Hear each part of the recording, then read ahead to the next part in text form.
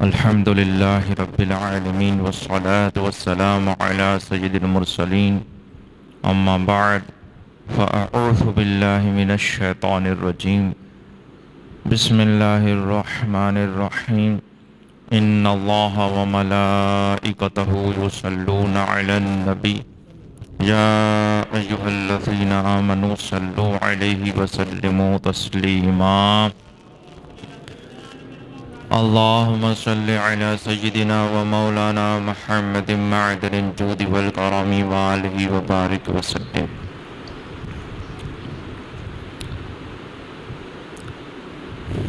گزشتہ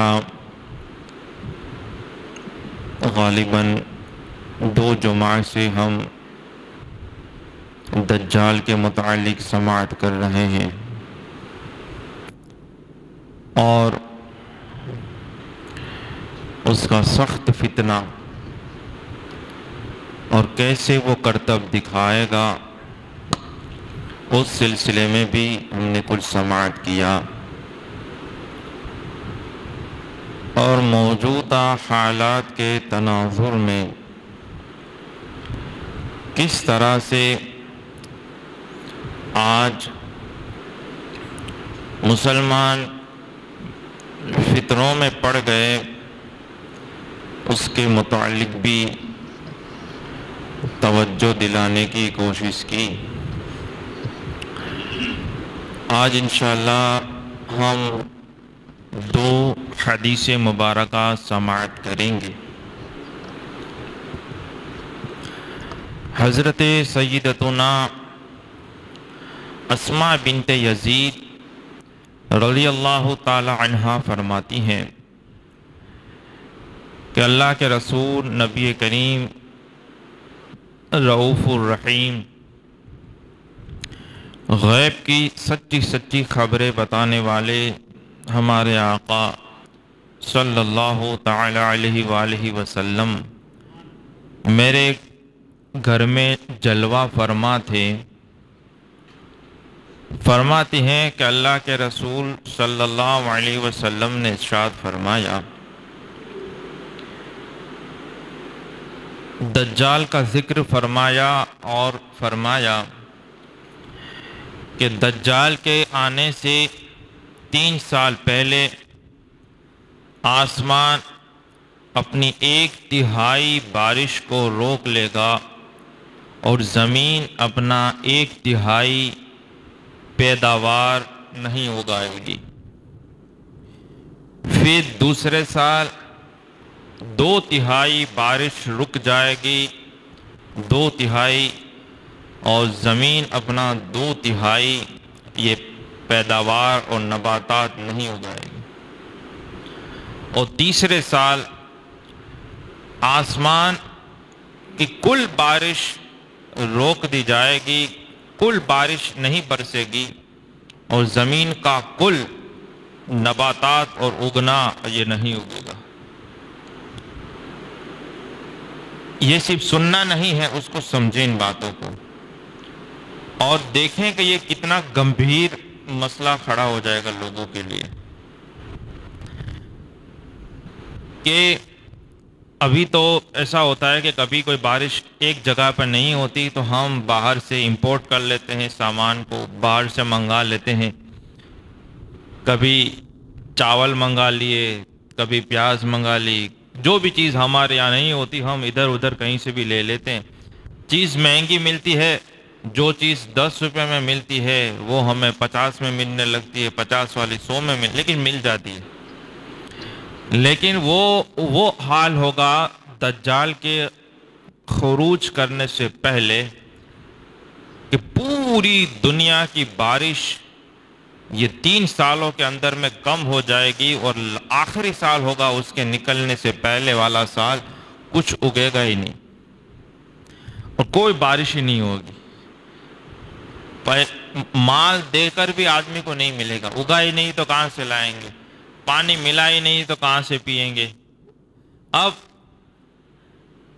وہ نکلے گا، وہ نکل کر رسول پاک صلی اللہ علیہ وسلم ارشاد فرمایا، ایک اعرابی کے پاس آئے گا، اچھا ان سالوں میں حضور فرماتے ہیں صلی اللہ علیہ وسلم کہ ہر کھر والا اور ہر داڑھ والا جانور مر جائے گا. کھانا پینا نہیں ملے گا تو جانور تو مرے گا ہی نا. آدمی اپنا کرے گا کہ جانور کو بچائے گا. تو بہت کم جانور بچیں گے، ورنہ حضور یہ فرماتے ہیں کہ سارے جانور، کھر والا، داڑھ والا، وہ سب مر جائے گا. اب دجال ایک اعرابی کے پاس آئے گا اور دیکھو کیسا فتنہ ہوتا ہے. حضور فرماتے ہیں اس کے سخت فتنے میں سے یہ فتنہ ہے، ان فتنوں میں سے یہ فتنہ بھی ہے کہ وہ آئے گا اور اس اعرابی سے کہے گا کیا میں تیرے اونٹ کو زندہ کر دوں تو تم یقین کر لے گا کہ میں تیرا رب ہوں. اب دوسرے کرتب پچھلے جمعہ کو ہم نے اس سلسلے میں زیادہ بات کی تھی کہ ایسا ویسے کرتب دکھانا الگ چیز ہوتا ہے اور مرے ہوئے کو زندہ کر کے دکھانا. تو وہ کہے گا کہ ہاں زندہ تو رب کر سکتا ہے. اب دجال جب ایسی بات کرے گا اور سامنے والے کو اس بات اس کو سمجھا دے گا کہ اگر میں زندہ کر دوں تو مجھے رب مان لے گا، شیطان اس کے جانور کی شکل اختیار کریں گے.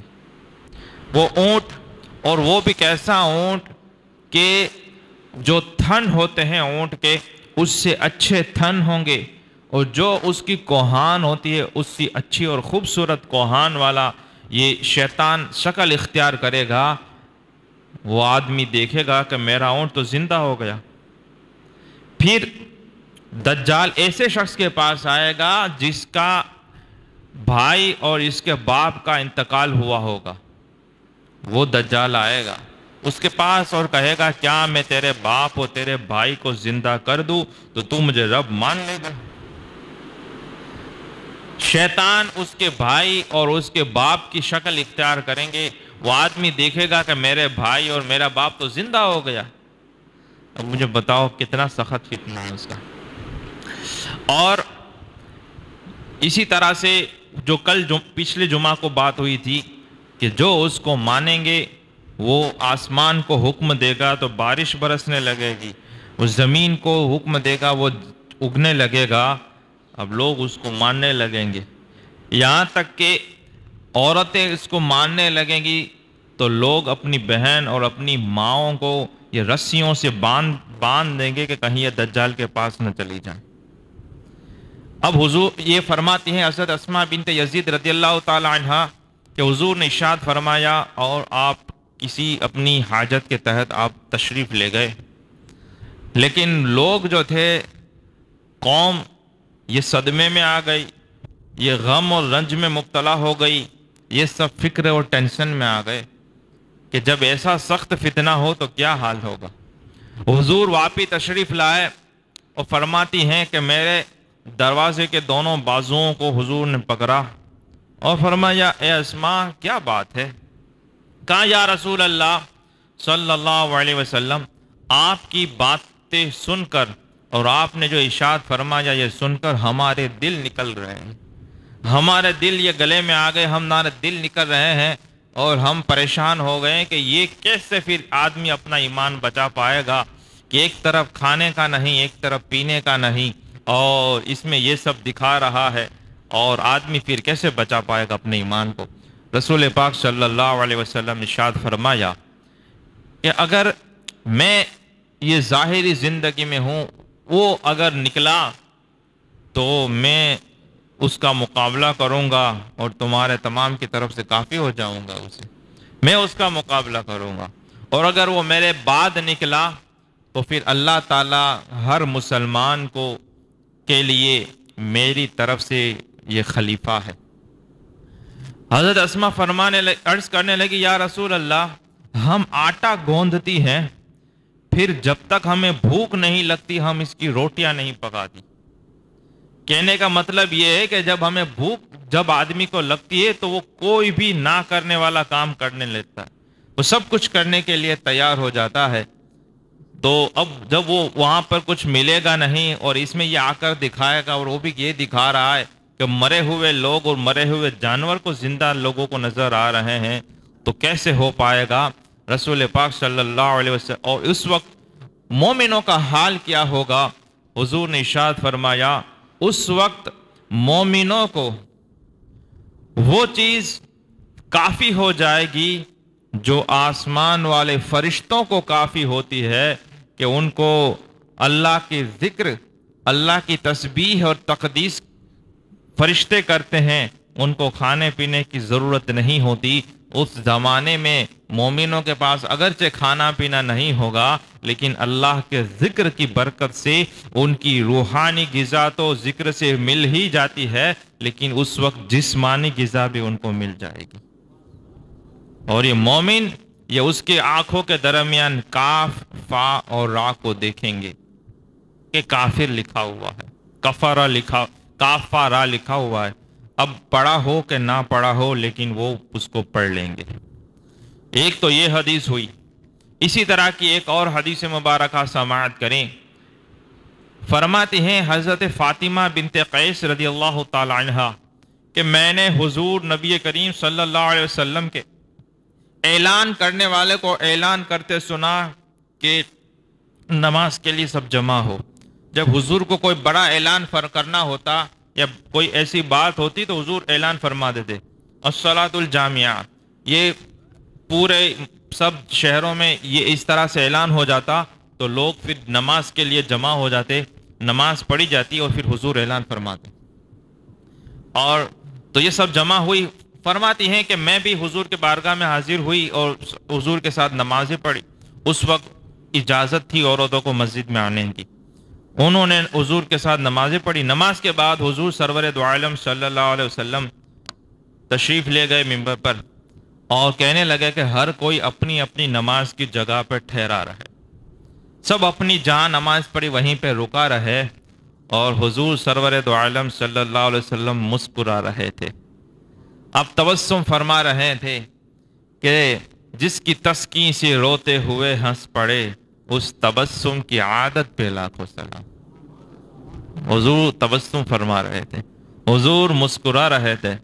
مسکرانا یہ سنت ہے، اور ٹھٹھے مار کر ہنسنا، اتنی آواز سے ہنسنا کہ لوگوں تک، دوسرے لوگوں تک آواز پہنچے، جس کو کہا کہتے ہیں، یہ شیطان کی طرف سے ہوتا ہے۔ تو یہ مسکرانا سنت ہے۔ حضور مسکرا رہے تھے اور پھر حضور نے ارشاد فرمایا کہ میں نے تم لوگوں کو ترغیب اور ترہیب کے لیے جمع نہیں کیا، ڈرانے کے لیے یا خوشخبری دینے کے لیے جمع نہیں کیا، لیکن میں نے اس لیے جمع کیا کہ یہ تمیم داری، یہ عیسائی نوجوان تھے اور ابھی آئے اور مسلمان ہو گئے، اور وہ خبر لے کر آئے جو ان خبروں سے موافقت کرتی ہے جو ہم تم کو بتا رہے تھے۔ پھر رسول پاک صلی اللہ علیہ وسلم ارشاد فرمایا کہ یہ تمیم داری دوسرے اپنے ساتھیوں 30 لوگوں کے ساتھ سمندری جہاز میں سوار ہوئے، سمندر کے جہاز میں سوار ہوئے اور یہ نکلے تو راستے میں سمندر کی موجوں نے 1 مہینے تک ان سے کھیلتی رہیں، ان کو یہ الٹ پلٹ، یہ طوفان جیسا آ گیا سمندر، 1 مہینے تک ہوا۔ پھر وہ ایک جزیرہ یعنی کہ ٹاپو کے قریب پہنچے، وہاں سے پھر یہ سمندری جہاز میں تھے، وہاں سے چھوٹی چھوٹی کشتیوں میں بیٹھ کر یہ لوگ جزیرہ اور ٹاپو کے پاس پہنچے۔ وہاں پہنچے تو انہوں نے دیکھا کہ ایک بہت زیادہ بالوں والا کوئی جانور ان کو نظر آیا، کہ اتنے اس کے بال تھے موٹا سا کہ وہ بالوں کی وجہ سے یہ سمجھ نہیں آتا تھا کہ اس کا اگلا حصہ کون سا ہے اور اس کا پچھلا حصہ کون سا ہے۔ اتنے بالوں والا وہ جانور ہمیں نظر آیا، اور ایک روایت میں ہے کہ اتنے بالوں والی عورت نظر آئی جو اپنے بالوں سے وہ صحن کو وہ صاف کر رہی تھی۔ ہم نے کہا کہ تیری خرابی ہو تو کون ہے؟ تو اس نے جواب دیا کہ میں جاسوس ہوں، میں انا جساسا میں جاسوس ہوں۔ اور کہا ہم کو کہ تم اندر میں کلیسا میں اور محل جیسا لگ رہا تھا، بولے وہاں پہ لے جاؤ، اور پھر اس میں جب ہمارے میں سے کسی کا نام لیا تو ہم کو یہ اندیشہ ہوا کہ یہ جناتنی لگتی ہے، یہ شیطانہ لگتی ہے، تو پھر ہم دوڑ کر اندر کی طرف گئے۔ جب ہم اندر میں کلیسا میں اندر میں گئے تو ایک بھاری بھرکم آدمی کو ہم نے دیکھا، اور ایسا مضبوط بندھا ہوا آدمی ہم نے کبھی دیکھا نہیں تھا۔ اس کا حال یہ تھا کہ اس کے ہاتھ یہ گردن پہ بندھے ہوئے تھے، اور اس کے گھٹنوں سے لے کر ٹخنوں تک اس کو جکڑا ہوا تھا۔ ہم اس کے پاس گئے تو وہ ہم سے کہنے لگا کہ تم کون ہو؟ ہم نے کہا کہ تم کون ہو؟ اس نے کہا کہ تم تو میری خبر پہ قابو پائے گئے، یہاں تک پہنچ گئے، اب تو تمہیں خبر پڑی جائے گی کہ میں کون ہوں، تم بتاؤ تم کون ہو؟ تو تمیم داری اور ان کے ساتھی کہنے لگے کہ ہم یہ عرب کے رہنے والے لوگ ہیں، یہ عیسائی تھے پہلے، ہم عرب کے رہنے والے لوگ ہیں، اور ہم اس طرح سے جہاز میں، سمندری جہاز میں نکلے، 1 مہینے تک سمندر ہم سے کھیلتا رہا، اس کی موجیں ہم سے کھیلتی رہی، اور پھر ہمیں یہاں جزیرے پر اترے، ٹاپو پہ پہنچے، وہاں پر ہمیں ایک بالوں والا یہ نظر آیا جس کا اگلا پچھلا سمجھ نہیں آتا تھا، اتنے بال تھے۔ اس نے کہا کہ میں جاسوس ہوں، اور اس نے کہا کہ تم اندر میں جاؤ، وہ تمہاری خبروں کا مشتاق ہے، وہ تم سے کچھ جاننا چاہتا ہے، تو ہم تیری پاس آ گئے۔ وہ شخص کہنے لگا ہم سے، اتنا موٹا، بھاری بھرکم اور اس طرح سے عجیب و غریب کیفیت، یہ ہم سے کہنے لگا کہ مجھے بیسان کے باغ کے بارے میں بتاؤ، کیا وہ بیسان کے باغ میں پھل آتے ہیں؟ ہم نے کہا ہاں پھل آ رہے ہیں، اس میں وہ پھلدار ہے، پھل دے رہا ہے۔ بولے قریب ہے کہ وہ پھل دینا بند کر دے گا۔ پھر ہم سے کہنے لگا کہ بحیرہ طبریہ کے بارے میں بتاؤ، کیا اس میں پانی ہے؟ ہم نے کہا ہاں بالکل پانی ہے، بہت پانی سے بھرا ہوا ہے۔ تو وہ شخص کہنے لگا کہ ان قریب وہ سوکھ ہو جائے گا، خشک ہو جائے گا۔ پھر ہم سے کہا کہ ہمیں چشمہ زغر چشمے کے بارے میں بتاؤ، کیا اس میں پانی ہے، اور کیا وہاں کے رہنے والے اس پانی سے کھیتی باڑی کر رہے ہیں؟ ہم نے کہا ہاں پانی تو ہے اس میں، اور کھیتی باڑی کر رہے ہیں۔ تو پھر اس نے کہا کہ مجھے امیوں، ان پڑھ میں جو نبی ہیں ان کے بارے میں بتاؤ، کہ کیا وہ تشریف لائے اور کیا انہوں نے کچھ کہا؟ تو ہم کہنے لگے ہاں مکہ میں وہ تو تشریف لائے، اور اب وہ ہجرت کر کے مدینہ تشریف لے گئے، اب مدینہ میں رہنے لگے ہیں۔ تو وہ ہم سے پوچھنے لگا کہ اس نبی کے ساتھ عرب لوگوں نے کیا کیا، عربوں نے کیا کیا، کیا عربوں نے ان سے جنگ کی، ان سے لڑائیاں کی، آمنا سامنا ان کا ہوا؟ ہم نے کہا ہاں بہت جنگیں کی عربوں نے، پہلے سے ہی جب اعلان نبوت تب سے ہی وہ تو اس کا ویرودھ کر رہے تھے، یہاں تک کہ آپ تشریف لے گئے، مدینہ میں آ گئے تو بولے بہت جنگیں ہوئی۔ کہاں تو پھر جنگوں کا نتیجہ کیا نکلا، اور پھر اب وہ کیا معاملہ ہے؟ ہم نے کہا ان نبی کے ساتھ جو اب مدینہ تشریف لے گئے ہیں ان کے ساتھ عربوں نے جنگیں کی، اور وہ نبی تمام عربوں پر ایک کے بعد ایک متصل جنگوں میں سب پر غالب آ گئے، اور سب پہ جیت گئے، اور سب پہ ان کا قبضہ ہو گیا۔ اور اب حال یہ ہے کہ عرب لوگوں نے یہ رسول پاک صلی اللہ علیہ وسلم کی اطاعت قبول کر لی، یہ ان کی فرما برداری اختیار کر لی، کیونکہ ایک کے بعد ایک لڑائیاں کرتے رہے۔ پہلے بدر میں آئے 1000 کو لے کر، پھر احد میں 3000 کو لے کر آئے، اور جب خندق ہوئی تو اس میں تمام قبیلے والے مل کر اور آس پاس کے لوگوں کو بلا کر تمام نے مدینہ پہ چڑھائی کی، یہاں تک کہ اتنے زیادہ کثیر تعداد میں یہ لوگ تھے کہ پھر اس کے مدینہ شریف کے آس پاس میں کھائی کھودنی پڑی، اور حضرت سلمان فارسی رضی اللہ تعالی عنہ کے یہ سجھاؤ کے مطابق کہ پورے جس کو کھائی کو خندق کہتے ہیں، جس کو جنگ خندق کہتے ہیں، اتنا بڑا ہوا، لیکن اللہ تعالیٰ نے رسول پاک صلی اللہ علیہ وسلم کو تمام لوگوں پر اور یہ باطلوں پر اور دوسرے مذہبوں پر اللہ نے غلبہ عطا فرمایا۔ تو وہ کہنے لگا کہ متصل ایک کے بعد ایک وہ غالب آتے رہے وہ نبی، اور عرب لوگ اب ان کی اطاعت کرنے لگے۔ ان کے فرما بردار ہو گئے تو وہ شخص کہنے لگا کہ عرب لوگوں کو اس کی اطاعت کرنا، ان کی اطاعت کرنا ہی زیب اچھا ہے، اور ان کے لیے اسی میں بھلائی ہے کہ وہ نبی کی اطاعت کر لیں۔ کبھی کبھی جھوٹا آدمی بھی سچ بول لیتا ہے، اور دیوانہ اور پاگل آدمی بھی کوئی ٹھیک بات کر لیتا ہے۔ اسی طرح سے یہ شخص بھی یہ کہنے لگا کہ عرب کے لیے یہی بہتر ہے کہ وہ نبی کو مان لیں اور ان کی اطاعت کر لیں۔ پھر کہا کہ سنو، میں مسیح الدجال ہوں، میں دجال ہوں، اور ان قریب ہے جو اس پوچھ رہا تھا کہ یہ سوکھ گیا اور وہاں پہ پانی ہے کہ نہیں ہے، وہ سب اس کی نشانیاں تھی کہ جب یہ چیزیں ہوں گی پھر مجھے نکلنا ہوگا۔ کہا کہ ان قریب مجھے نکلنے کی اجازت دی جائے گی، تو میں 40 دنوں میں دنیا کے تمام شہروں میں گزر جاؤں گا، اور ہر جگہ پہ میں اپنا بسیرا کروں گا، یہاں تک کہ صرف مکہ اور مدینہ شریف میں حاضر نہیں ہو پاؤں گا۔ وہاں پر ہر راستے پر اور فرشتے محافظ یہ وہاں پر وہاں پر یہ اس کی حفاظت میں کھڑے ہوں گے، اور جب بھی میں ان کا رخ کروں گا تو وہ ایک فرشتہ میرے سامنے آئے گا جس کے ہاتھ میں ننگی تلوار ہوگی، تو میں ان 2 شہر میں داخل نہیں ہو پاؤں گا۔ اب دوسری حدیث میں آیا ہے کہ مدینہ شریف کے اس زمانے میں 7 دروازے ہوں گے، 7 انٹریاں ہوں گی وہاں اس زمانے میں، اور ہر دروازے پر یہ فرشتے مقرر ہوں گے جو حفاظت کرتے ہوں گے، تو یہ نہیں آ سکے گا۔ اب حضور فرمانے لگے کہ آگاہ ہو جاؤ کہ یہ عصا مبارک اپنا منبر پہ مارا اور کہا کہ یہ طیبہ ہے، یہ طیبہ ہے، یعنی یہ مدینہ منورہ ہے، اس میں دجال نہیں داخل ہو سکے گا۔ اور فرمایا کیا ہم نے تم کو یہ خبریں نہیں دی تھی؟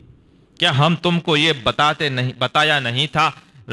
تمام لوگ صحابہ کرام اور سب نے عرض کی یا رسول اللہ، آپ نے ہم نے سب کو یہ بتایا تھا، اور آپ نے یہی کہا تھا۔ اور جب تمیم داری جو اس وقت عیسائی تھے، لیکن جب اس کی باتیں سنی اور جب اس کے منہ سے، دجال کے منہ سے ایسی باتیں سنی، تو پھر وہ بارگاہ رسالت میں حاضر ہو گئے اور وہ مسلمان ہو گئے۔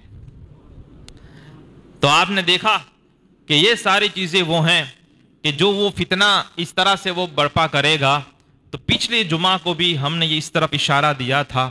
اب اگر اس کو سمجھنا چاہیں، اس کی گمبھیرتا کو، تو آپ ایسے سمجھیں کہ وہ تو کھانا پینا ہی نہیں ملے گا، لیکن ہم نے کورونا کے زمانے میں اور یہ جب سخت لاک ڈاؤن تھا اس کے زمانے میں دیکھا ہم نے کہ لوگوں کو کھانا پینا تو مل گیا، اچھے سے سب نے کھایا نا، بلکہ میں نے تو یہی سنا کہ جو ہم روزانہ کھایا کرتے تھے اس کی جگہ پر لاک ڈاؤن میں بہت مزے سے کھایا ہے لوگوں نے، جان ہی بنائی ہے لوگوں نے، کیونکہ اب تم پھر تو مسجد میں بھی نہیں آنا تھا، اور بہت اچھے سے گزرا۔ تو وہ تو ٹھیک کھانا پینا تو لوگوں کو مل ہی جایا کرتا تھا، لیکن ہم نے دیکھا کہ لوگ تمباکو کے فتنے میں مبتلا ہوئے تھے۔ لوگ ماوے کے لیے پتہ نہیں کیسے کیسے کرتب کیے، اور کتنے کتنے روپے، آج بھی لوگ اس کو فخر سے داستان سناتے ہیں کہ ہم نے ایک تمباکو کا ڈبہ اتنے 100 روپے میں لیا، اور ہم نے اس طرح سے اس کا بندوبست کیا، اور یہ سب، اور پھر لائنیں لگ گئی، کتنوں نے بلیک میں لیا، کتنوں نے رات میں لیا، کتنوں نے لوٹ مار بھی کی، پھر کچھ لوگوں نے، اس طرح سے سب ہوا۔ اب مجھے بتاؤ کہ جو قوم کو کھانا بھرپیٹ مل رہا ہے، 3 کی جگہ پر اب 5 مرتبہ یہ لوگ کھانے لگے ہیں، لیکن ایک ماوے کے اور پان کے چکر میں یہ اتنے فتنے میں مبتلا ہو جاتے ہیں کہ کہیں پہ بھی لائن لگا دیتے تھے۔ آپ سب کو پتا ہوگا یہ، اور یہ کوئی ایک شہر کی بات نہیں ہے، وہ جہاں پہ جاتے ہیں ہم یہ سب سنتے ہیں کہ یہ کسی کو بھی پوچھ لیں کہ کیا کیا تھا آپ نے پھر اس وقت ماوے کا اور سیری بیڑی کا، لوگوں نے پتا نہیں ایک ایک بیڑی کتنے روپیوں میں خریدی تھی۔ اب جب بیڑی لے کر ہی دجال آ جائے تو یہ قوم تو پتا نہیں اسی کے ہاتھ پہ بک جائے، اور وہ تو اس زمانے میں تو کھانا پینا ہی نہیں ہوگا بھائی، آپ سمجھ رہے ہو؟ آپ نہیں سوچنا، اگر بارش ہمارے یہاں 10%، 20%، 30% کم ہوتی ہے تو مسئلہ کھڑا ہو جاتا ہے ہمارے لیے۔ اناج اور بہت ساری سبزیاں اور بہت ساری چیزیں ہمیں مہنگی ملتی ہیں، کہتے ہیں کیوں؟ بولے یہاں اب بارش کا تو چھوڑیں، ابھی یہ طوفان آیا تھا، ابھی یہاں سے نکلا سائیکلون، یہ طوفان کی وجہ سے کئی سارے فصلیں خراب ہو گئی، اس کی بارش کی وجہ سے اور طوفان کی وجہ سے فصلیں خراب ہو گئی، تو کئی ساری چیزوں کے دام بڑھ گئے کہ نہیں بڑھ گئے؟ ابھی تو ہم دام دے کر خرید سکتے ہیں، اس زمانے میں یہ ہوگا کہ دام دینے کے لیے آدمی تیار ہوگا، وہ چیز اگی ہی نہیں، کہاں سے خریدو گے؟ اور پوری دنیا کا یہ حال ہے، اور وہ آ کر کھڑا رہے گا اور وہ کہے گا کہ مجھے رب مانو، اور وہ مردوں کو زندہ کر کے دکھائے گا، یعنی لوگوں کو نظر آئے گا کہ وہ شیطان ہوں گے، حقیقت میں تو زندہ نہیں کرے گا، لیکن آدمی کو دیکھے گا، ارے بھائی کیسے مان لیتے ہو؟ جیسے آج ہم کہتے ہیں یہ مت کرو وہ مت کرو، لوگ فتنے میں مبتلا ہو جاتے، ماننے کے لیے تیار ہی نہیں۔ جیسے آج کا دن 18 ذوالحجہ ہے، حضرت سیدنا عثمان غنی رضی اللہ تعالی عنہ کی شہادت کا دن ہے۔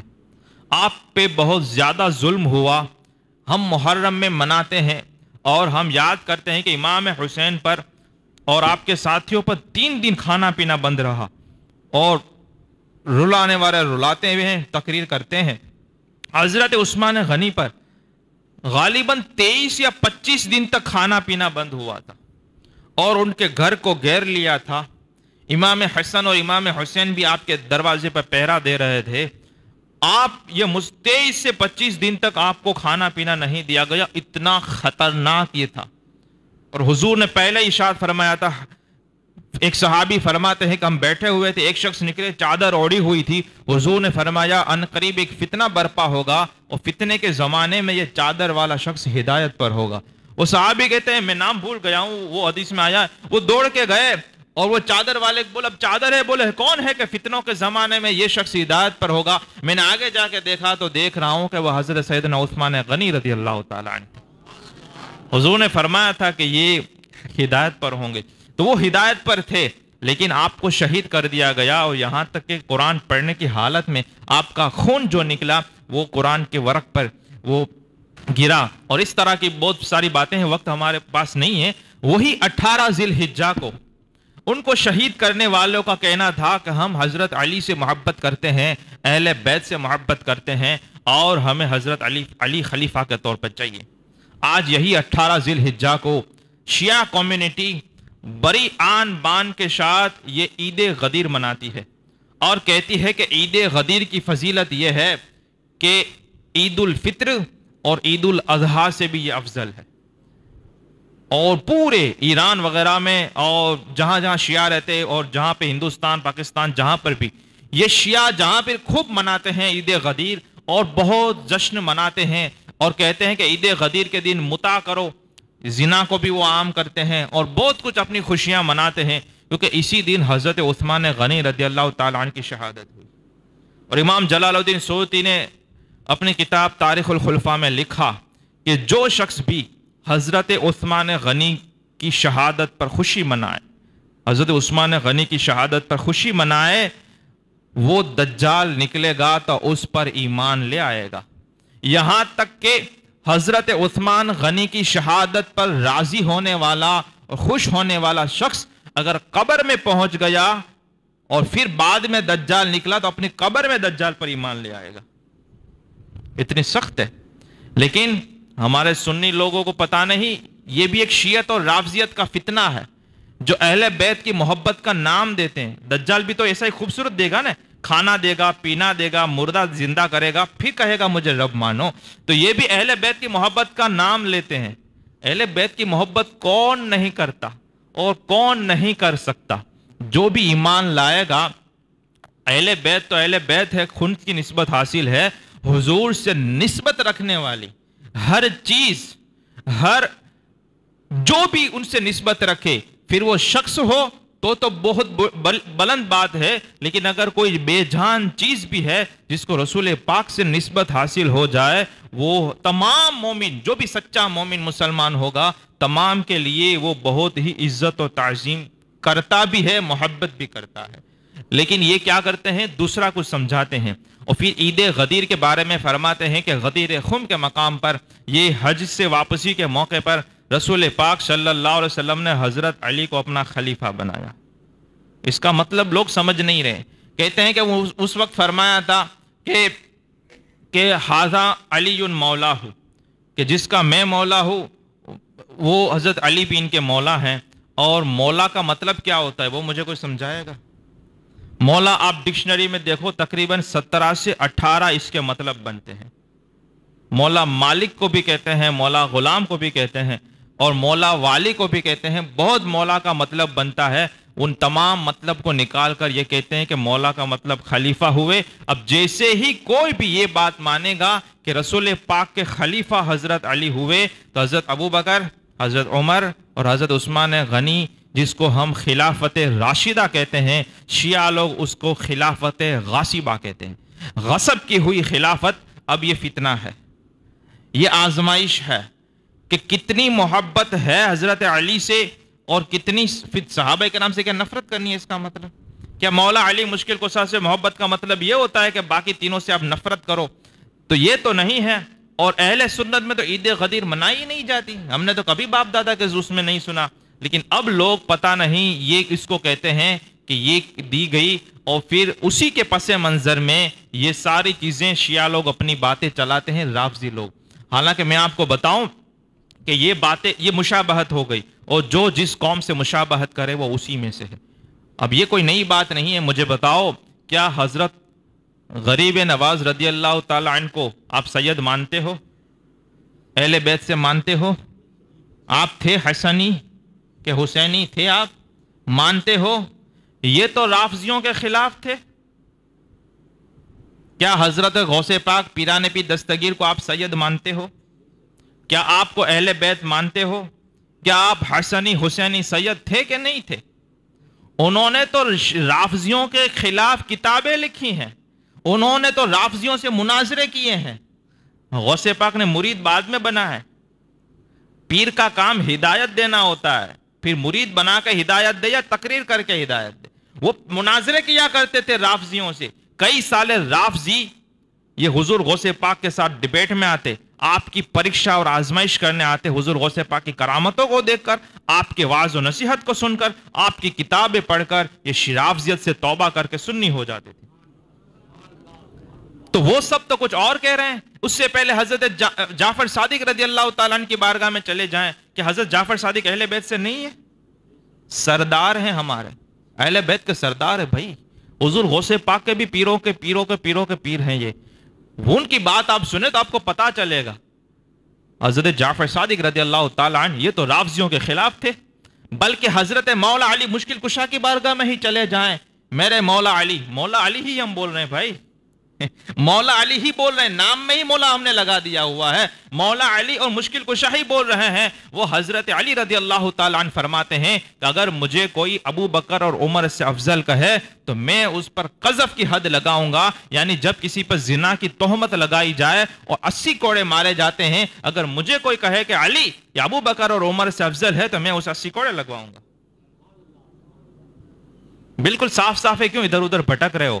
لیکن دجال تو بہت وہ سب کرتب دکھائے گا. یہاں بغیر کرتب دکھائے بھی لوگ فتنہ میں پڑ جاتے ہیں، علماء سے دور بھاگتے ہیں. اور پیسہ لے کر تقریروں کرنے والے اور پیسے لے کر نعت خوانیاں کرنے والوں کی، جنہوں نے دھندا ہی یہ بنا لیا ہے، اس کا گھر کا گزران ہی بیان اور تقریروں سے اور یہ نعت خوانیاں کر کے چلتا ہے، وہ پھر لوگوں کو ایسی ویسی گمراہی والی باتیں کرتے ہیں. اس کو پوچھو آپ مفتی ہیں؟ نہیں.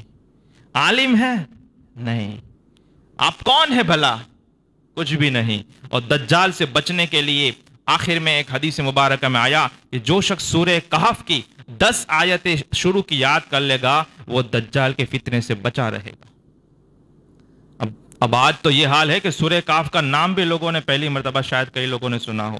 ہم نے بچپن میں دیکھا ہمارے گھروں میں اور بزرگوں کو ہم نے دیکھا کہ سورہ کہف جمعہ کے دن خاص طور پر اس کی تلاوت کی جاتی. آج بھی کئی جگہوں پہ سورہ کہف جمعہ کے دن مسجدوں میں پڑھی جاتی ہے. لیکن ہمارے یہ بیٹھے ہوئے ہمارے یہ بھولے بھالے لوگوں کو کتنے لوگ ہیں کہ سورہ کہف کو دیکھا بھی ہو بلکہ کہیں گے قرآن پڑھنا ہی نہیں آتا. تو یہ حال ہے. اب بتاؤ کہ جو بچانے والی دعا تھی اس کو ہی ہم نے چھوڑا ہوا ہے. پھر دجال آ کے کھڑا رہ جائے گا. دجال تو دور ہے، اس کا چیلا چپاٹا کا بھی کھڑا رہے گا تو لوگ بہ جائیں گے. ہمیں تو کوئی ماوا ہی دکھا کھانا کھلا دے آدھی چائے تو ٹھیک کوئی ماما اگر گھس کے کھلا دے تو ہم تو کہیں پہ بھی کچھ بھی کرنے کے لیے معاذ اللہ تیار ہو جاتے ہیں۔ ان باتوں کو آپ سمجھیں، ایمان بچانا یہ بہت ضروری ہے۔ طرح طرح کے فتنے نکلتے ہیں، اس میں یہ علماء کرام ہوتے ہیں جو مضبوط چٹان اور مضبوط قلعے کے طور پر سامنے آتے ہیں اور لوگوں کو حق اور باطل اور دودھ کا دودھ اور پانی کا پانی کر کے بتاتے ہیں۔ تو ان کو پوچھا کریں، ان کی محفلوں میں بیٹھا کریں، جو نہیں آتا اس کو سیکھا کریں۔ اگر آپ کو ابھی تک قرآن پڑھنا نہیں آتا تو ابھی تو سیکھ تو سکتے ہو نا، پڑھ تو سکتے ہو نا، ابھی پڑھیں، ابھی وقت ہے، مرنے سے پہلے جتنا ہو سکتا ہے کر لیں۔ پھر آنکھیں بند ہو گئی، پھر آنکھیں کھل جائیں گی، پھر کھلنے سے پھر کچھ کام نہیں آنا ہے۔ جب چگ گئے چڑیا کھیت، پھر برسات کس کام کی۔ اللہ تعالیٰ مجھے اور آپ کو عمل کی توفیق عطا